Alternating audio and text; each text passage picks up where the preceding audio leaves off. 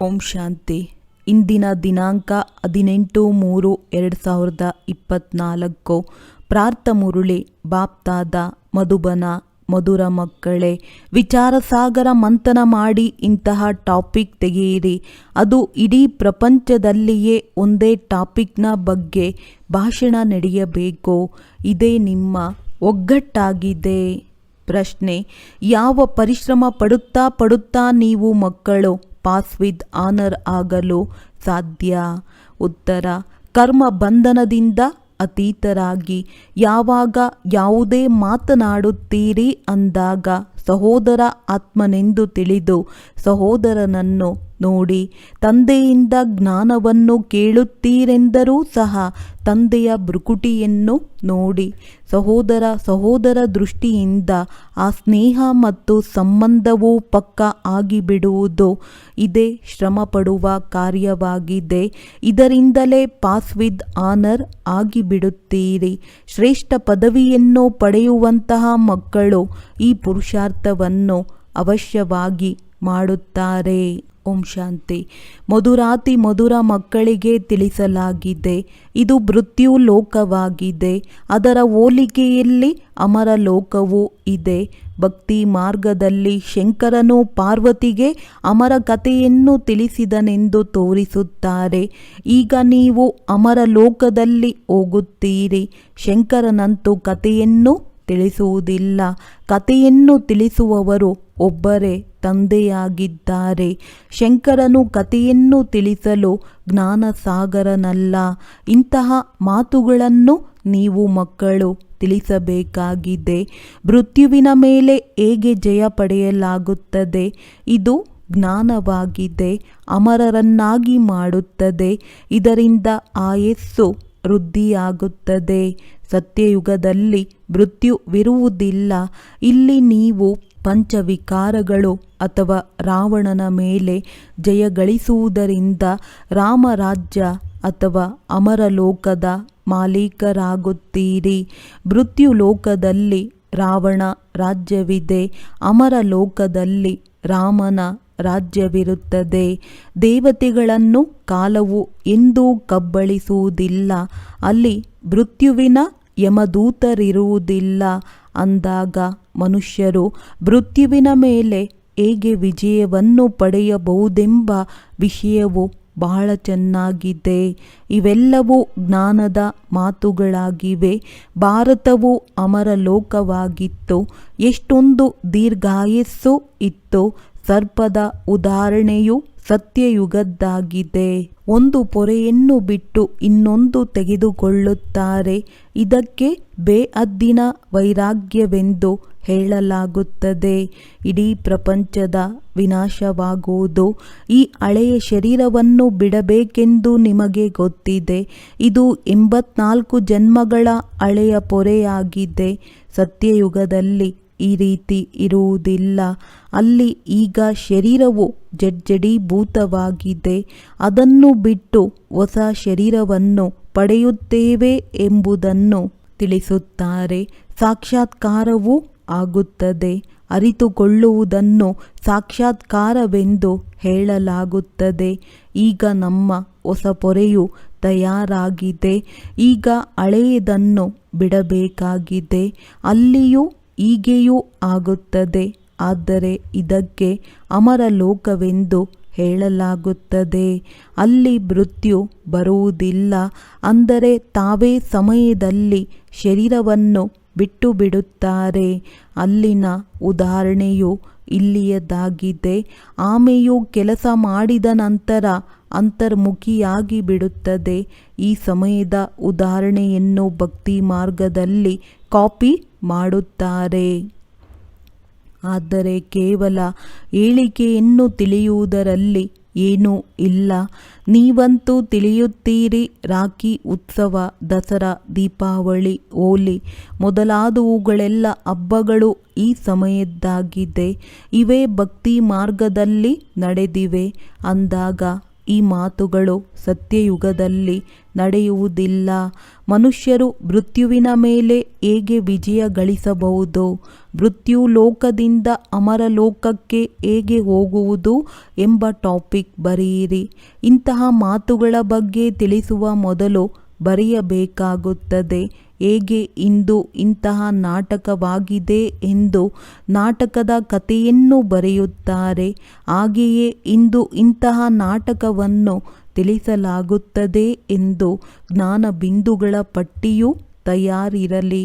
ರಾವಣ ರಾಜ್ಯದಿಂದ ದೈವಿ ರಾಜ್ಯದಲ್ಲಿ ಹೇಗೆ ಹೋದರು? ತಿಳುವಳಿಕೆಯಂತೂ ಬಲೆ ಒಂದೇ ಆಗಿದೆ, ಆದರೆ ಭಿನ್ನ ಭಿನ್ನ ವಿಚಾರಗಳನ್ನು ಹೇಗೆ ಕೇಳುವುದರಿಂದ ಬೇಹದ್ದಿನ ತಂದೆಯಿಂದ ಬೇಹದ್ದಿನ ಆಸ್ತಿಯು ಹೇಗೆ ಸಿಗುತ್ತದೆ ಎಂದು ಖುಷಿಯಾಗುತ್ತದೆ. ಹೇಗೆ ಸನ್ಯಾಸಿಗಳ ಬಗ್ಗೆ ಇಂದು 125ನೇ ಯಜ್ಞವನ್ನು ರಚಿಸಿದ್ದಾರೆ, ಅದರಲ್ಲಿ ಇಂತಹದ್ದನ್ನು ತಿಳಿಸುತ್ತಾರೆಂದು ಪತ್ರಿಕೆಗಳಲ್ಲಿ ಹಾಕಿಸುತ್ತಾರೆ. ಇಲ್ಲಂತೂ ತಂದೆಯೂ ತಿಳಿಸುತ್ತಾರೆ, ಮಕ್ಕಳೇ, ನಾನು ಒಂದೇ ಬಾರಿ ಯಜ್ಞವನ್ನು ರಚಿಸುತ್ತೇನೆ, ಅದರಲ್ಲಿ ಇಡೀ ಹಳೆಯ ಪ್ರಪಂಚವೇ ಸ್ವಾಹ ಆಗಿಬಿಡುತ್ತದೆ. ಅವರಂತೂ ಅನೇಕ ಯಜ್ಞಗಳನ್ನು ರಚಿಸುತ್ತಾರೆ, ಆದರೆ ಇಲ್ಲಿ ನಿಮಗೆ ಗೊತ್ತಿದೆ, ಈ ರುದ್ರ ಶಿವ ತಂದೆಯದು ಒಂದೇ ಯಜ್ಞವಾಗಿದೆ.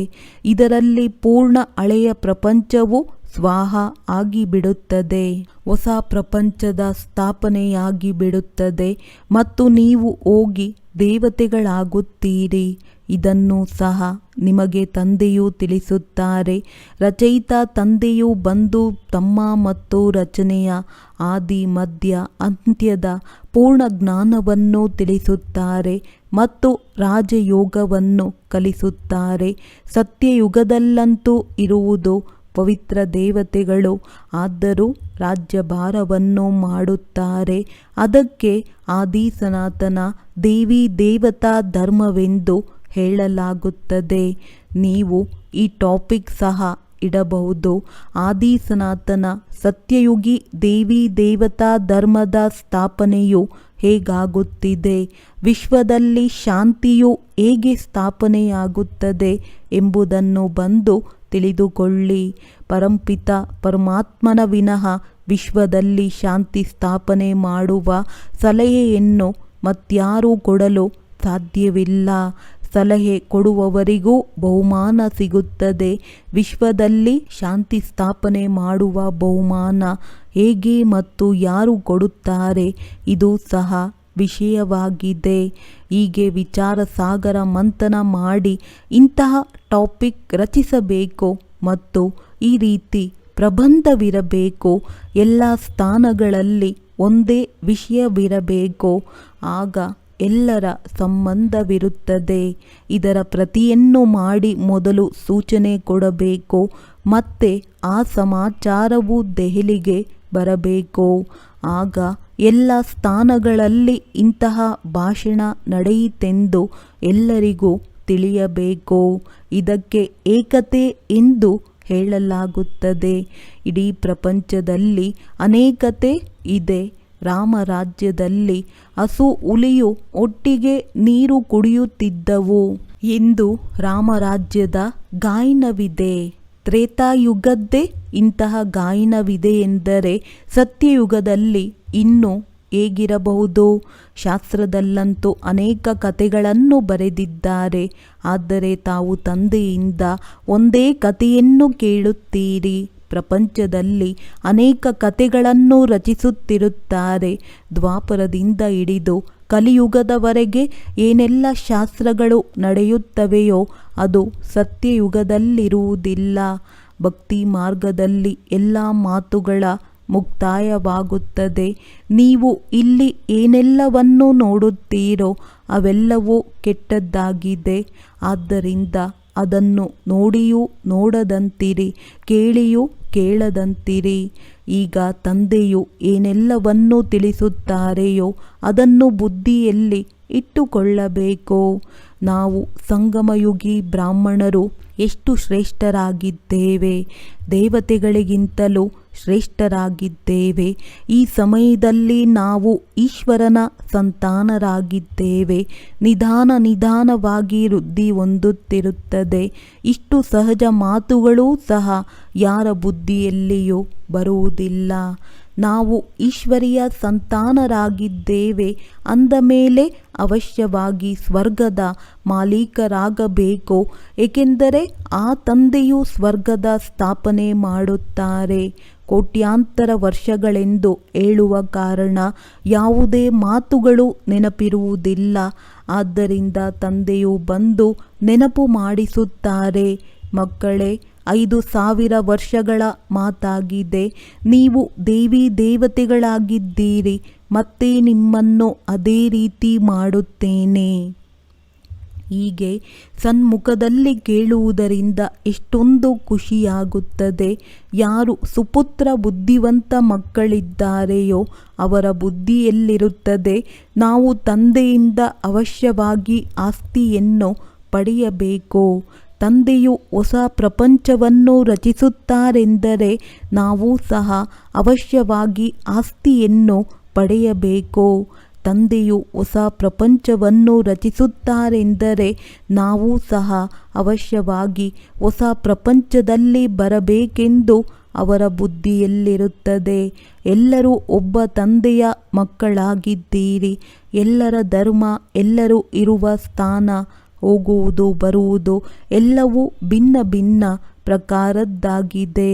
ಹೇಗೆ ಹೋಗಿ ಮೂಲವತನದಲ್ಲಿ ನಿವಾಸ ಮಾಡುತ್ತೇವೆ, ಇದು ಸಹ ಬುದ್ಧಿಯಲ್ಲಿದೆ. ಮೂಲವತನದಲ್ಲಿಯೂ ವಂಶಾವಳಿ ಇದೆ. ಸೂಕ್ಷ್ಮವತನದಲ್ಲಿ ವಂಶಾವಳಿ ತೋರಿಸಲು ಸಾಧ್ಯವಾಗುವುದಿಲ್ಲ. ಅಲ್ಲಿ ಏನೆಲ್ಲ ತೋರಿಸಲಾಗುವುದೋ ಅದು ಸಾಕ್ಷಾತ್ಕಾರದ ಮಾತಾಗಿದೆ. ಇದೆಲ್ಲವೂ ಡ್ರಾಮಾದಲ್ಲಿ ನಿಗದಿಯಾಗಿದೆ. ನಂತರ ಸೂಕ್ಷ್ಮವತನದಲ್ಲಿಯೂ ಹೋಗುವಿರಿ. ಅಲ್ಲಿ ಮೂವಿ ನಡೆಯುವುದು. ಮಧ್ಯದಲ್ಲಿ ಮೂವಿಯದ್ದು ಸಹ ಡ್ರಾಮಾ ಮಾಡಲಾಗಿತ್ತು. ನಂತರ ಟಾಕಿ ಆಯಿತು. ನಿಶಬ್ದವಂತೂ ಡ್ರಾಮಾ ಮಾಡಲು ಸಾಧ್ಯವಿಲ್ಲ. ಮಕ್ಕಳು ತಿಳಿದಿದ್ದಾರೆ. ನಾವು ಸೈಲೆನ್ಸ್ನಲ್ಲಿ ಹೇಗೆ ಇರುತ್ತೇವೆಂದು, ಹೇಗೆ ಅಲ್ಲಿ ಆತ್ಮಗಳ ವಂಶಾವಳಿ ಇದೆ, ಅದೇ ರೀತಿ ಇಲ್ಲಿ ಮನುಷ್ಯರದ್ದಿದೆ. ಆದ್ದರಿಂದ ಇಂತಿಂತಹ ಮಾತುಗಳನ್ನು ನೀವು ಬುದ್ಧಿಯಲ್ಲಿಟ್ಟುಕೊಂಡು ಭಾಷಣವನ್ನು ಮಾಡಬಹುದು. ಆದರೂ ಸಹ ವಿದ್ಯೆಯಲ್ಲಿ ಸಮಯ ತೆಗೆದುಕೊಳ್ಳುತ್ತದೆ. ಇದನ್ನು ಸಹ ತಿಳಿದಿದ್ದರೂ ನೆನಪಿನ ಯಾತ್ರೆ ಎಲ್ಲಿ, ಯಾವುದರಿಂದ ಧಾರಣೆ ಹಾಗೂ ಖುಷಿಯಾಗುವುದು. ಈಗ ನೀವು ಯಥಾರ್ಥ ರೀತಿಯಲ್ಲಿ ಯೋಗವನ್ನು ಕಲಿಯುತ್ತಿರುವಿರಿ. ಮಕ್ಕಳಿಗೆ ತಿಳಿಸಲಾಗಿದೆ, ಎಲ್ಲರನ್ನೂ ಸಹೋದರರಾಗಿ ನೋಡಿ. ಆತ್ಮದ ಸಿಂಹಾಸನವಂತೂ ಇದಾಗಿದೆ. ಇದರಿಂದ ಭಾಗೀರಥ ಬಾಬಾರವರ ಸಿಂಹಾಸನವೂ ಸಹ ಪ್ರಸಿದ್ಧವಾಗಿದೆ. ಯಾವಾಗ ಯಾರಿಗಾದರೂ ತಿಳಿಸುವಾಗಲೂ ಸಹ ಹೀಗೆ ತಿಳಿಸಿ, ನಾವು ಸಹೋದರನಿಗೆ ತಿಳಿಸುತ್ತಿದ್ದೇವೆ. ಇದೇ ದೃಷ್ಟಿ ಇರಲಿ. ಇದರಲ್ಲಿಯೇ ಬಹಳ ಪರಿಶ್ರಮವಿದೆ. ಪರಿಶ್ರಮಕ್ಕಿಂತಲೂ ಶ್ರೇಷ್ಠ ಪದವಿ ಸಿಗುವುದು. ತಂದೆಯೂ ಸಹ ಹಾಗೆ ನೋಡುತ್ತಾರೆ. ತಂದೆಯ ದೃಷ್ಟಿಯೂ ಸಹ ಭ್ರುಕುಟಿಯ ಮಧ್ಯೆ ಹೋಗುವುದು. ಆತ್ಮವಂತೂ ಅತಿ ಸೂಕ್ಷ್ಮ ಬಿಂದುವಾಗಿದೆ. ಕೇಳುವುದು ಸಹ ಅದೇ. ನೀವು ತಂದೆಯನ್ನು ಸಹ ಭ್ರುಕುಟಿಯ ಮಧ್ಯೆ ನೋಡುವಿರಿ. ಬಾಬಾ ಸಹ ಇಲ್ಲಿದ್ದರೆ ಸಹೋದರ ಬ್ರಹ್ಮನ ಆತ್ಮ ಸಹ ಇಲ್ಲೇ ಇದ್ದಾರೆ. ಈ ರೀತಿ ಬುದ್ಧಿಯಲ್ಲಿರುವುದರಿಂದ ನೀವು ಸಹ ಹೇಗೆ ಜ್ಞಾನಸಾಗರನ ಮಕ್ಕಳು ಜ್ಞಾನಸಾಗರ ಆಗಿಬಿಡುವಿರಿ. ನಿಮಗಾಗಿ ಎಂತೂ ಬಹಳ ಸಹಜವಾಗಿದೆ. ಗೃಹಸ್ಥ ವ್ಯವಹಾರದಲ್ಲಿರುವವರಿಗೆ ಈ ಅವಸ್ಥೆ ಸ್ವಲ್ಪ ಕಷ್ಟ. ಕೇಳಿಕೊಂಡು ಮನೆಗೆ ಹೋಗಿಬಿಡುವಿರಿ. ಅಲ್ಲಿನ ವಾತಾವರಣವೇ ಬೇರೆಯಾಗಿದೆ. ಇದು ಸಹಜವಾಗಿದೆ. ಬಾಬಾ ಬಹಳ ಸಹಜವಾದ ಯುಕ್ತಿಗಳನ್ನು ತಿಳಿಸುತ್ತಾರೆ. ನಿಮ್ಮನ್ನು ಆತ್ಮ ಎಂದು ತಿಳಿದುಕೊಳ್ಳಿ. ತಂದೆಯನ್ನು ನೆನಪು ಮಾಡಿ. ಇವರೂ ಸಹ ಸಹೋದರ ಆಗಿದ್ದಾರೆ. ಈ ದೃಷ್ಟಿಯಿಂದ ಕರ್ಮ ಬಂಧನದಿಂದ ಅತೀತ ಆಗಿಬಿಡುವಿರಿ. ಶರೀರವನ್ನು ಸಹ ಮರೆತು ಬಿಡುವಿರಿ. ಕೇವಲ ತಂದೆ ಮಾತ್ರ ನೆನಪಿರುತ್ತಾರೆ. ಇದರಲ್ಲಿ ಪರಿಶ್ರಮ ಪಡೆಯುತ್ತಿರುವಿರಿ. ಆಗ ಪಾಸ್ ವಿತ್ ಆನರ್ ಆಗುವಿರಿ. ಇಂತಹ ಅವಸ್ಥೆಯಲ್ಲಿ ವಿರಳವಾಗಿ ಕೆಲವರು ಇರುತ್ತಾರೆ. ವಿಶ್ವದ ಮಾಲೀಕರೂ ಸಹ ಅವರೇ ಆಗುತ್ತಾರೆ. 8 ರತ್ನಗಳ ಮಾಲೆ ಸಹ ಇದೆಯಲ್ಲವೇ? ಆದ್ದರಿಂದ ಪುರುಷಾರ್ಥ ಮಾಡಬೇಕು. ಉನ್ನತ ಪದವಿ ಪಡೆಯುವಂಥವರು ಹೇಗಾದರೂ ಮಾಡಿ ಖಂಡಿತ ಪುರುಷಾರ್ಥ ಮಾಡಬಹುದು. ಇದರಲ್ಲಿ ಬೇರೆ ಯಾವುದೇ ಮಾತು ಹೊರಡುವ ಹಾಗೆ ಇಲ್ಲ. ಸಹೋದರರ ದೃಷ್ಟಿ ಸ್ನೇಹ ಮತ್ತು ಸಂಬಂಧವಾಗಿ ಬಿಡುವುದು, ದೃಷ್ಟಿ ನೆಟ್ಟು ಬಿಡುವುದು. ಆದ್ದರಿಂದ ತಂದೆ ಹೇಳುತ್ತಾರೆ, ನಿಮಗೆ ಬಹಳ ಗುಹ್ಯ ಮಾತುಗಳನ್ನು ತಿಳಿಸುತ್ತೇನೆ. ಇದರಲ್ಲಿ ಅಭ್ಯಾಸ ಮಾಡುವುದು ಪರಿಶ್ರಮದ ಕೆಲಸವಾಗಿದೆ. ಇಲ್ಲಿ ಕುಳಿತಿರುವಾಗಲೂ ಸಹ ನಿಮ್ಮನ್ನು ಆತ್ಮ ಎಂದು ತಿಳಿದುಕೊಳ್ಳಿ. ಆತ್ಮವೇ ಕೇಳುವುದು. ಕೇಳುವಂತಹ ಆತ್ಮವನ್ನು ನೀವು ನೋಡುತ್ತಿರುವಿರಿ. ಮನುಷ್ಯರಂತೂ ಹೇಳಿಬಿಡುತ್ತಾರೆ, ಆತ್ಮ ನಿರ್ಲೇಪವಾಗಿದೆ, ಬಾಕಿ ಶರೀರ ಏನು ಕೇಳುತ್ತದೆ. ಇದು ತಪ್ಪಾಗಿದೆ. ತಂದೆ ನಿಮಗೆ ಗುಹ್ಯ ಮಾತುಗಳನ್ನು ಹೇಳುತ್ತಾರೆ. ಪರಿಶ್ರಮವಂತೂ ಮಕ್ಕಳು ಮಾಡಬೇಕಿದೆ. ಯಾರು ಕಲ್ಪದ ಹಿಂದೆ ಆಗಿದ್ದರೂ ಅವರು ಖಂಡಿತ ಪರಿಶ್ರಮ ಪಡುತ್ತಾರೆ. ತಮ್ಮ ಅನುಭವವನ್ನು ಸಹ ತಿಳಿಸುತ್ತಾರೆ. ಹೀಗೆ ನಾನು ಕೇಳಿ ತಿಳಿಸುವೆನು. ಅಭ್ಯಾಸವಾಗಿ ಬಿಟ್ಟಿದೆ. ಆತ್ಮಗಳಿಗೆ ತಿಳಿಸಲಾಗಿದೆ ಮನ್ಮನಾಭವ ಮತ್ತು ಹೇಳಿಬಿಡುತ್ತಾರೆ, ಅದು ಅವರಿಗೆ ಎಂದು. ಮನ್ಮನಾಭವ ಅರ್ಥಾತ್ ತಂದೆಯನ್ನು ನೆನಪು ಮಾಡಿ ಎಂದು. ಇದು ಗುಪ್ತ ಪರಿಶ್ರಮವಾಗಿದೆ. ಹೇಗೆ ವಿದ್ಯೆಯೂ ಸಹ ಏಕಾಂತದಲ್ಲಿ ಮರದ ಕೆಳಗೆ ಕುಳಿತು ಓದುತ್ತಾರೆ. ಅದಾಗಿದೆ ಸ್ಥೂಲ ಮಾತು. ಇದಂತೂ ಅಭ್ಯಾಸ ಮಾಡುವಂತಹ ಮಾತಾಗಿದೆ.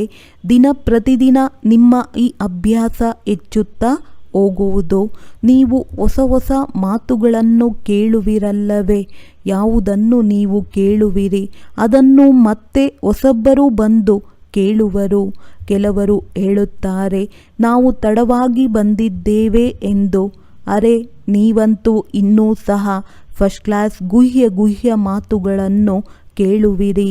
ಯಾವುದು ಪುರುಷಾರ್ಥ ಮಾಡುವುದರಿಂದಲೇ ಶ್ರೇಷ್ಠ ಪದವಿ ಸಿಗುವುದು. ಇನ್ನೂ ಸಹ ಒಳ್ಳೆಯದು. ಮಾಯೆಯಂತೂ ಅಂತ್ಯದವರೆಗೆ ಬಿಡುವುದಿಲ್ಲ. ಮಾಯೆಯ ಯುದ್ಧ ನಡೆಯುತ್ತಿರುತ್ತದೆ. ಎಲ್ಲಿಯವರೆಗೆ ನೀವು ಜಯ ಸಾಧಿಸುವುದಿಲ್ಲ. ನಂತರ ಅನಾಯಾಸವಾಗಿ ನೀವು ಹೋಗಿಬಿಡುವಿರಿ. ಯಾರು ಎಷ್ಟು ನೆನಪು ಮಾಡುವಿರಿ, ತಿಳಿಯುವಿರಿ, ನಾವು ತಂದೆಯ ಬಳಿ ಹೋಗುವೆವು ಎಂದು ಶರೀರ ಬಿಟ್ಟು ಹೋಗುವುದು. ಬಾಬಾ ನೋಡಿದ್ದಾರೆ. ಈ ರೀತಿ ಬ್ರಹ್ಮನಲ್ಲಿ ಲೀನವಾಗುವ ಲಕ್ಷ್ಯವಿಟ್ಟಿರುವವರು ಯಾವಾಗ ಶರೀರ ಬಿಡುತ್ತಾರೆ ಆಗ ಸ್ಮಶಾನ ಮೌನವಾಗಿ ಬಿಡುವುದು. ಬಾಕಿ ಮೋಕ್ಷವಂತೂ ಯಾರೂ ಪಡೆಯುವುದಿಲ್ಲ. ಇಲ್ಲ, ವಾಪಸ್ ಹೋಗುವುದಿಲ್ಲ. ನಾಟಕದಲ್ಲಂತೂ ಎಲ್ಲ ಪಾತ್ರಧಾರಿಗಳು ಬೇಕಲ್ಲವೇ? ಅಂತ್ಯದಲ್ಲಿ ಎಲ್ಲರೂ ಬಂದು ಬಿಡುವರು. ಯಾವಾಗ ಒಬ್ಬರು ಅಲ್ಲಿರುವುದಿಲ್ಲ ಆಗ ವಾಪಸ್ ಹೋಗುವರು. ಯಾರೆಲ್ಲ ಮನುಷ್ಯ ಮಾತ್ರರಿದ್ದಾರೆ ಎಲ್ಲರೂ ಹೋಗಿಬಿಡುತ್ತಾರೆ. ಬಾಕಿ ಸ್ವಲ್ಪ ಜನ ಉಳಿಯುತ್ತಾರೆ. ಅವರು ಎಲ್ಲರಿಗೂ ಆಫ್ ಮಾಡಿದೆವು ಎನ್ನುತ್ತಾರೆ. ಈ ಸಮಯದಲ್ಲಿ ಸತ್ಯಯುಗದ ಸ್ಥಾಪನೆಯಾಗುತ್ತಿದೆ. ಎಷ್ಟು ಕೋಟಿ ಮನುಷ್ಯರಿದ್ದಾರೆ. ಎಲ್ಲರಿಗೂ ನಾವು ಆಫ್ ಮಾಡಿ ನಂತರ ನಾವು ನಮ್ಮ ರಾಜಧಾನಿಗೆ ಹೋಗಿ ಬಿಡುವೆವು. ಆ ಜನರಂತೂ 40-50 ಜನಕ್ಕೆ ಆಫ್ ಮಾಡಬಹುದು. ಆದರೆ ನೀವು ಎಷ್ಟು ಜನಕ್ಕೆ ಆಫ್ ಮಾಡುವಿರಿ?